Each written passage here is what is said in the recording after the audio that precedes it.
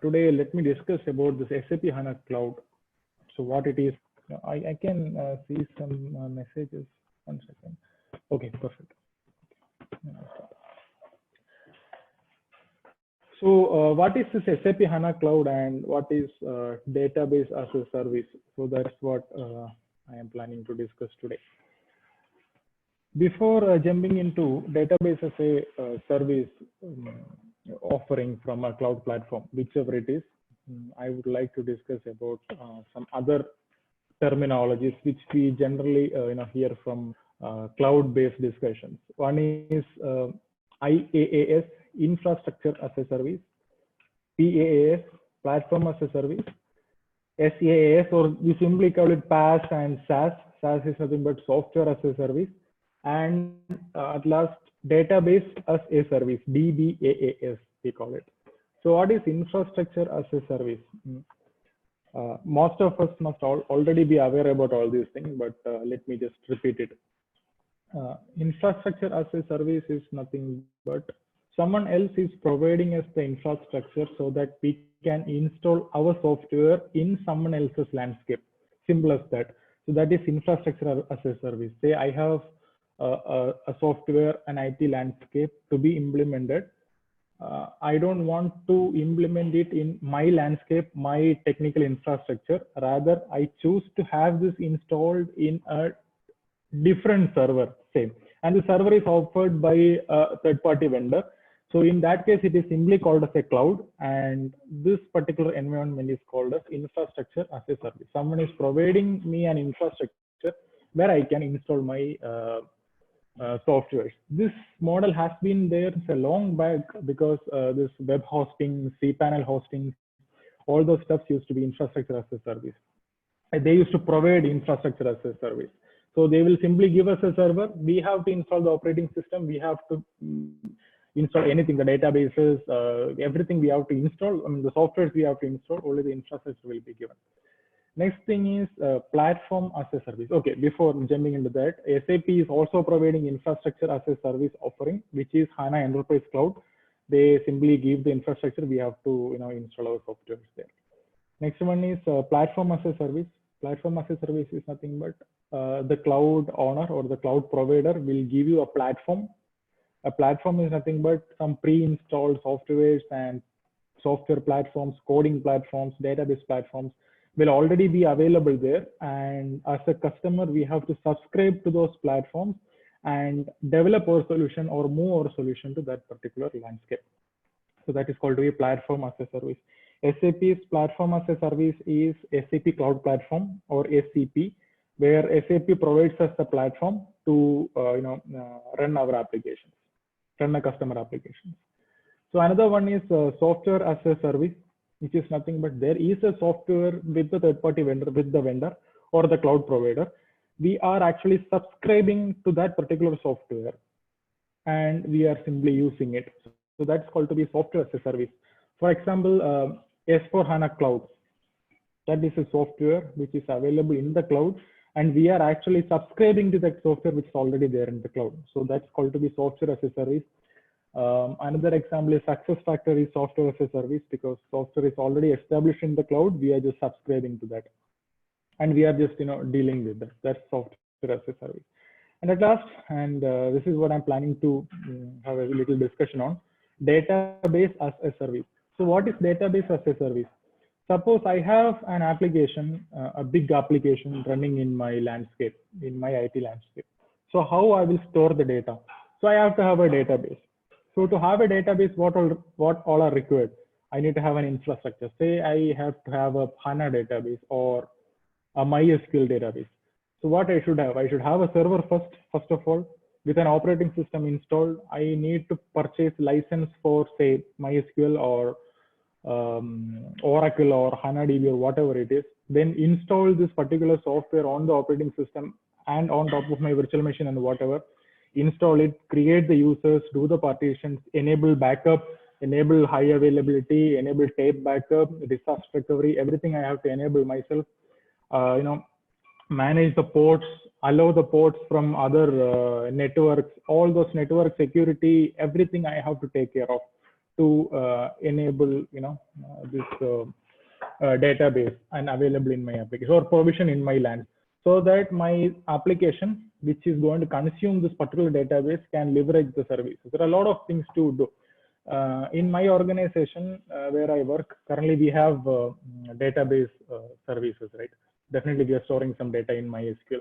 So every day we are backing up the service, backing up the whole database in a tape, and we are sending it to one remote secure location, so that, as a backup service, if something happens and if I want to restore the whole services, I can leverage this tape backup. So online backup, offline backup, tape backup, all of these things we are doing, and it's definitely a headache. So I don't, or as an organization, we don't want to spend too much of money on all these things. So there comes this database as a service, which helps us. So what is this? A cloud provider, or simply a database service provider, I would rather call it, give an instance of a database with the configuration which we require as a service itself. So what does it mean as a service?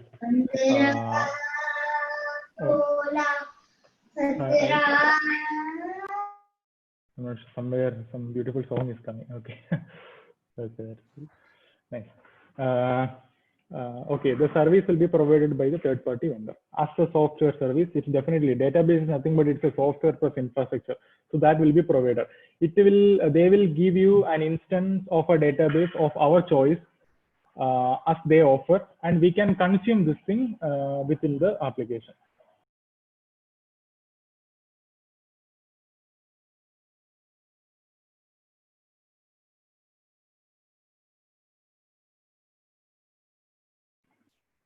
Sorry guys. Yeah. So that is database as a service in a glance. Okay, fine. So I was just giving the benefits of database as a service. So I think I have already discussed about all these things. So basically, every organization will be having a requirement of having an RDBMS. So which will definitely have services like backing up, disaster recovery, high availability. All those things should be manually taken care of. But when we are purchasing it as a service, and everything is managed, and it's very easy, including the administration. If you want to create a user, if you want to open a port, if you want to block a particular network access, all of these things can be done from a managed cockpit. So you will not be requiring a database administrator or a security administrator to take care of all these things. Everything is by default secured. Everything is by default within the landscape. So, it's kind of managed properly. So that is one of the most important feature of a database as a service. And it is easy provisioning and connectivity. And see, if I want to say kickstart a development today, it won't take more than 15 minutes for me to start a new database instance and connect it with my application. Pretty cool. I can start with say a 40 GB of instance, and I can scale it up in the future as my data grow. So if you're going with the greenfield implementation, for the customer perspective, it's very easy and it's very cost efficient. They don't want to buy a huge hardware. Say if you talk about say SAP HANA, it comes with a hardware, right? It's an appliance as a total, as a whole. So say I need more memory to be attached to that. So what's my option? I have to upgrade my hardware first, then only I can increase my storage capacity. So it's a cumbersome activity all the time. So now when you're purchasing it as a service, if you want to scale it from 40 GB to say 1 TB or 1 TB to 50 TB, it won't take much time. It's just a matter of few clicks. Of course, you'll have to pay, but it's a matter of clicks. So it's comparatively very easy to manage, and it is definitely it is very developer friendly. I'll talk about that. Scalability in a few clicks, as what I said. If you want to increase the the storage capacity or any additional feature, it's just few clicks away. That's the beauty of anything as a service which is offered by any cloud platform. You take it SAP cloud platform, you take it Google platform or Alibaba or AWS, it's all just a matter of clicks. Within maybe 10 clicks, you can create an instance of a database. Another click, you can do a manual backup. Anything can be done. And most of the cloud platform providers, they give minimum 99% uptime database services, and it is quite nice. Yeah, I just wanted to talk to you about the tape backup which is happening in my organization. So every day evening, one person comes there, and we do the tape backup, and we hand over this backup to this person. He will take it to a remote location, a secure location, to save it there in case of any disasters even happen, so we can recover from that particular tape service. So that is very ancient service. It's little bit old to say. So when we go for a database as a service, everything just make it easy. Okay. So SAP HANA Cloud is one of such an offering from SAP Cloud Platform. So from SAP Cloud Platform, Cloud Foundry environment, we can go for SAP HANA Cloud. So what does SAP HANA Cloud gives you? SAP HANA Cloud gives you an instance of HANA database in our choice, whatever size we want, whatever number of CPUs you want, and configurations we want, we can purchase it from there. And it's completely an in-memory database unit we are taking from there. Just like any other on-premise HANA DB we have, it's completely in memory, right? So SAP HANA as a database, it has its own proprietary features. It works in memory. It has column store data for easy aggregation, and it has predictive analytics library. It has too many things. And what you're getting from SAP HANA Cloud is almost the same thing. It is as if you are taking a copy of a single tenant HANA database from your on-premise system. You are actually getting the same equivalent single tenant database in the cloud in few clicks. I'll just take you there in my cloud platform account to see how does it look like. Okay. When we speak about this database as a service, it doesn't mean that only SAP is providing database as a service. All of the cloud platform services are providing that. Say SAP is giving SAP HANA Cloud, AWS is giving AWS RDS, relational database system, which has a MySQL, PostgreSDB, and too many flavors. HANA is giving HANA Cloud. I doubt if they give MySQL. Earlier they used to give, but I think they stopped giving it. I'm not sure about that. But as of now, what I can see is SAP HANA Cloud. And Google is giving Google's own proprietary database stuff. So does Alibaba and Azure. Who owns the platform, they gives it. Okay. So maybe I can just show you a couple of things. I'm just taking you to AWS first, where we can create database instance in very few clicks. Okay, I do have an account in AWS. I'll just log in there.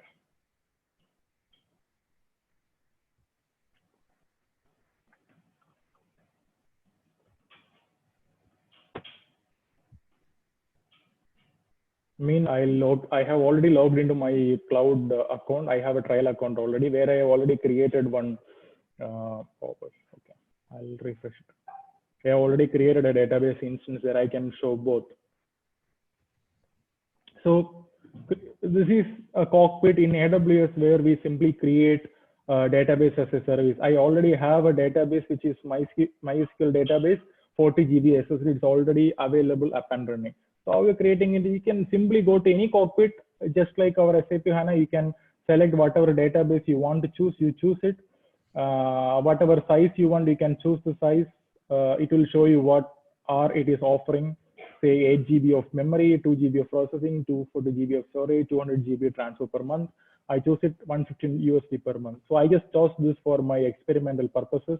So once you create a database, your database is ready. That's it.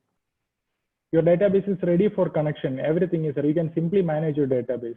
I have my whole thing. See my endpoint, my port, to which I can communicate. That's it. This is how the AWS gives the database instances.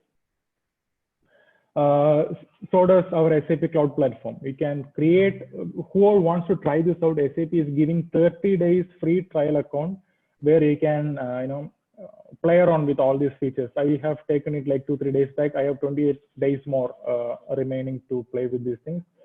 So this is my trial account.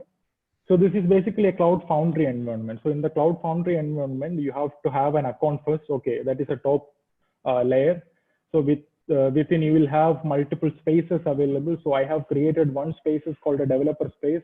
I call it dev. So I'll go to my developer spaces. So there you can see an option for SAP HANA Cloud. All the services available within this particular account will be available in service marketplace and service instances. I have only one instance available, which is the SAP HANA Cloud. So for my learning purposes, I have created one instance. So this is the one SAP is giving us, and it stopped automatically as I was not using it for one day, I think. So the moment you are creating a particular database instance, see, I can choose what memory I want, how many CPUs I want, what is the total storage I want, and stuff like that. The memory here means that, see, SAP HANA is definitely an in-memory database, right? So it can store 30 GB of data in the memory as hot storage. So hot transactions data can directly be stored in the memory, that is 30 GB. And storage is for the data lake and cold storage data. I'll take you there later. So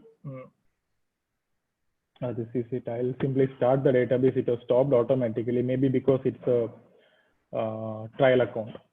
So I can just start it and I can see how you're managing it. It is more or less like having a HANA database instance in your on-premise. How do you develop your things? You basically connect your HANA database in, say, HANA Studio or your Eclipse or whichever IDE you like.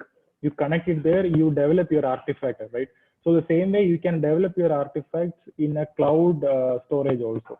So basically, see, it gives you an endpoint. This is the endpoint of my database. I can connect from my HANA Studio definitely to this endpoint, and you can start working just like that, just like how you play with your on-premise server. So it is definitely going to take a little time to start up. Okay, let it start up there. So once it is up and running, I'll show you two options where a developer can develop their things. Second thing is where an admin can administrator your database. So two options I would like to show here. Okay, let me go back to the presentation. So as I already told you, every cloud database instance. Okay, from here onwards, we'll talk about SAP HANA Cloud, which is SAP's proprietary stuff, proprietary database as a service. Every cloud database instance is equal to a single tenant database. You're basically getting a database once you're creating it. And you can write data to it, read data to it. You can write applications on top of that, provision this application, deploy the application. You can do stuff with that. So this is sort of an architectural diagram of how this thing look like. You can basically compare it with the old HANA, the architecture of SAP HANA appliance.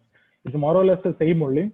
The central part, SAP HANA here, is having SAP HANA database and a part called data lake. So I'll tell you what this data lake is.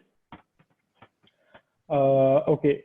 SAP HANA Cloud, this is the offering. So basically this part where the SAP HANA database and SAP data lake resides, that is exposed to the customer via a cockpit, which is called SAP HANA Cloud. That is the service there. Okay, so SAP Cloud Platform application can directly connect to this HANA Cloud and read and write data from and to it. So it has HANA Cockpit and Database Explorer, which are the two options we have. Okay, still starting here. If you, okay, I think I can move it to right. Yeah, perfect. If I have only two options available in my database instance, which is SAP HANA Cockpit, SAP HANA Database Explorer. Database Explorer is a place where a developer can develop artifacts. You can see the tables, you can create your views, you can write procedures, you can do things in your SAP HANA Database Explorer. I would say it's the Web HANA Studio version, which is attached to your particular HANA instance. And another one is SAP HANA Cockpit, where an administrator can administer users, the instance, roles, privileges, authorizations, and things like that. Even the network, who all should access your database. Maybe you can restrict this particular database instance to access only from Cloud Platform. You can enable this access from, say, another application I deployed in AWS, another application I deployed in my private hosting with, say, whatever, plus Gil maybe. So you can actually expose this particular database to a desktop application you are running. Things you can manage in the SAP HANA Cockpit. Definitely you can connect Web IDE and other cloud offering like SAP Analytics Cloud can be connected to SAP HANA Cloud via HANA Analytics Adapter. Okay, there comes another question. How would you connect, say I have a Java application which is running in my desktop, in my client premise. I want to connect this Java application directly to the SAP HANA Cloud. So how would you do that? So actually this answer is more or less same with the HANA on-premise database. Say I have an SAP HANA on-premise database.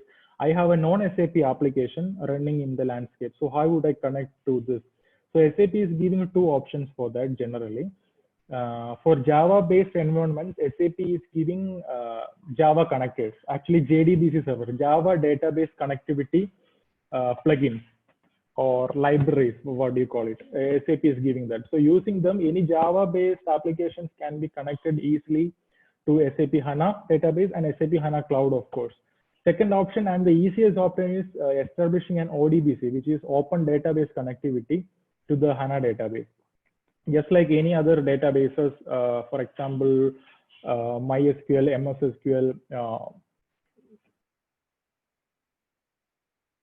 Postgre or Oracle, everyone is providing us open database connectivity by default with most of the operating systems, but SAP HANA is not giving that by default, maybe for security and licensing reasons. But SAP is giving a solution called SAP HANA Native Client. SAP HANA Native Client is an installable which we can download from the service marketplace, install it in the premise, in the landscape, which is intending to connect to the SAP HANA database. So that through this, you can create an ODBC channel, an ODBC tunnel from a source machine to the SAP HANA database, be it on cloud or be it on-premise. So SAP HANA Native Client is a solution for that. So using this, you can create an ODBC channel to the target database. So having an ODBC channel established in your landscape, which means you can connect your Java application through ODBC definitely. You can use JDBC drivers to connect to the HANA database from only Java instances. Node.js can be connected to ODBC to HANA database. .NET applications can be connected. PHP can be connected. Ruby on Rails can be connected. Basically, anything can be connected to the HANA database if ODBC channel is up and running. So that's the beauty of an ODBC channel, and SAP is giving that definitely. Okay. Earlier, Mahesh was speaking about this document management services. Now I'm speaking about SAP HANA Cloud as a service. So there are plenty of services, around 50 services per se are available in SAP HANA Cloud platform. So what is the story here of having multiple services, independently available things? So there is this concept of development called microservices, 12-factor microservices we call it. So what is a 12-factor microservice? All the services available in this particular landscape of development should be available as microservices and individually replaceable services. For example, today I am developing an application using DMS as well as SAP HANA Cloud database. Tomorrow, if I would intend to replace this SAP HANA DB with say MySQL, I should simply be able to replace SAP HANA DB with MySQL with a simple configuration and very minimal programmatic. So everything is a service, everything is easily replaceable, everything is plug and play. If I don't want DMS, I should be able to replace this SAP DMS with some other DMS because the API structure almost looks similar because of the standards it follows. SAP HANA database is using standard SQL, right? So MySQL is also using a standard SQL. Oracle using a standard, so everything is simply replaceable. So that is called to be a kind of, not exactly a 12-factor microservices, but there are many points. The code base, these all are the 12 factors of microservice developments. The port binding, the concurrency, blah, blah, blah, blah, blah, logs, admin processes. So what we should be thinking is the code base, the dependencies, the configuration. This configuration stuff is very important, which is nothing but there will be one configuration file in your application, which will be pointing to your DMS, which will be pointing to your database, just like the YAML file which I showed you. There you see all the configurations, right, to multiple target systems. So if you want to change from one DB to another DB, it's quite easy. Just change the configuration, just test it for the integrity and deploy. Your database is changed from one to another. So the developer or the customer is getting complete flexibility to what he is building. I just wanted to show you that. Okay, let's see. Oh, but it's still because it's a cloud account, the SAP is taking time to bring this database up. Looks like many people have already running on this cloud instance, trial cloud instance. Okay, we'll see if it is coming up. I thought it will be up, otherwise I would have turned it on in the start of the session itself. Okay. Okay, there are some beautiful concepts available in SAP HANA Cloud. It's not available in SAP HANA if my memory serves. So virtual tables, there is a concept of virtual table available. Yeah, say I have an SAP HANA instance where my application is running on. And I have another database where some other application is writing data to say an AWS RDS or to Google Cloud. So there is a feature available in SAP HANA Cloud where I can create a virtual table. As the name says, this table is virtual. It is not going to have any data, but the moment you are issuing a select query to this virtual table, it will connect to say the target AWS database table or Google database table, fetch the data from there and provision data. So you will feel as if the data is available in your SAP HANA Cloud table while you're querying it, but actually the data is not persistent in those tables, but virtually it is going to connect to a completely different database. If the database supports, let me stress that point. If the database supports that particular feature, it will go and query the data and bring it back. So it supports this virtual tables feature. I haven't tried this, by the way, but option is quite promising. It looks very good. So another two features are storage options. There is native storage extension. They call it NSE version, of course. NSE, native storage extension. Another one is called data lake. Two things. So you can actually see data lakes. There is no data lake here. Basically, this 120 GB you are seeing here on top of this 30 GB is the native storage extension actually. So native storage extension is nothing but the infrequently accessed warm data. So the data is definitely warm, that is required, but is infrequently accessed. So those data will be extended to a disk-based storage automatically by the HANA Cloud, SAP HANA Cloud. So the goodness is you don't want to keep all the data in the memory because memory is definitely costly, right?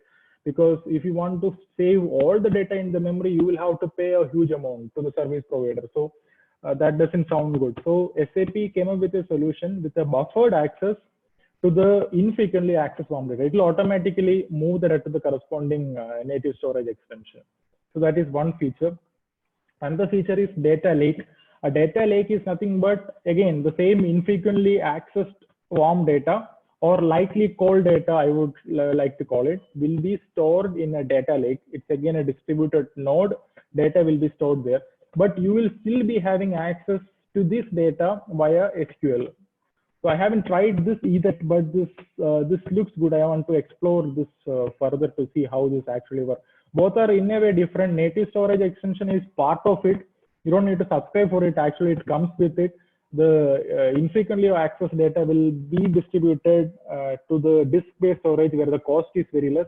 But I don't think it is accessible via SQL. It comes with it. You don't actually get to see the difference, whether it is being stored in the memory or it's being stored in the NSE. Definitely, as the architecture says, SAP HANA will by default be having a persistence layer. So that is taken care by the service provider. So these all are the things I would wanted to discuss today. I think, okay, good. So this guy is up and running. Actually, I created this particular instance to show you guys some machine learning algorithms.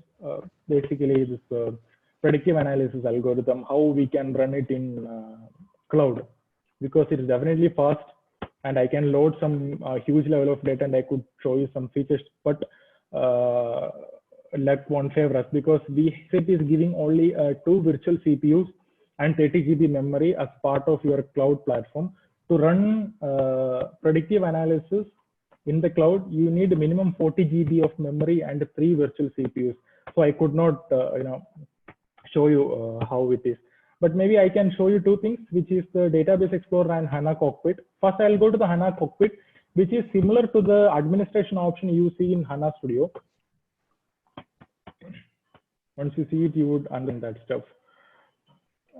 All we have with us is an administrator user. We can see an admin user we have, and we have a database. So everything is in our hand.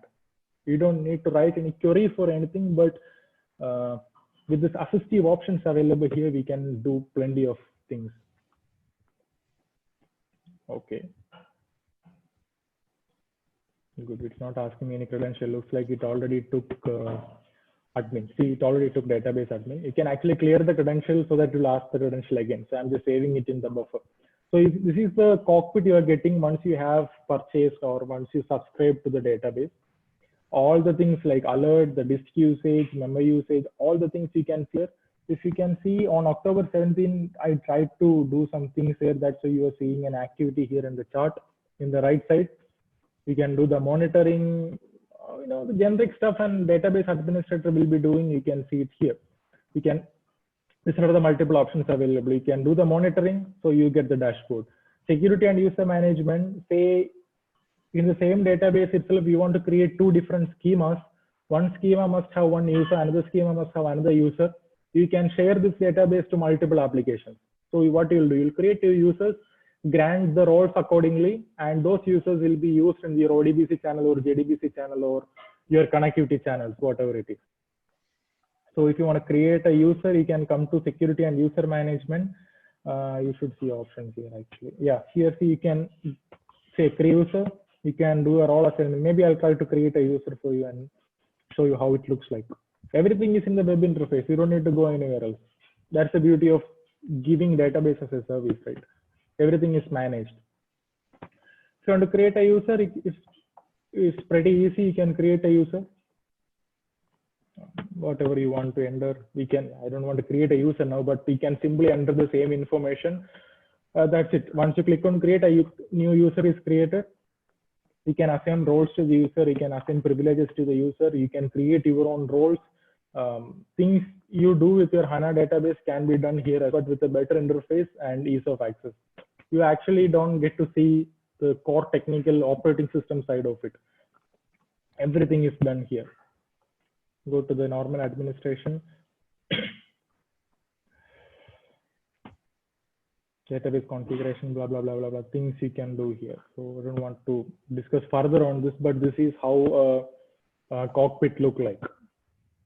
Perfect. Another thing I wanted to show you is the HANA Database Explorer. This is kind of a developer window, I would say, where we can create the table, you can load the data, you can create your models and things, you can do it here. Okay, so it's taking a little time.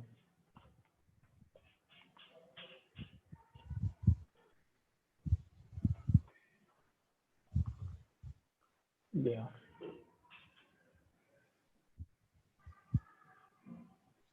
Okay, so I have actually added, I have created another user called machine, and I have added that particular user and a connection in the database. You can, it's similar to what you see in HANA Studio. There is no much differences as such. You can, see the things available. You can have your views. You can create your cubes, sorry, functions and stuff like that, procedures. You can create any of these things. And it has this HDI containers, HANA deployment infrastructure, how you basically deploy this as an application in the Cloud Foundry environment. You want to create an Access application, Access engine is in the Cloud Foundry. So you'll have to create a Cloud Foundry application to connect to your thing.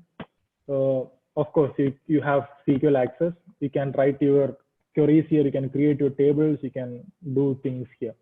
Say, for example, I'll just select.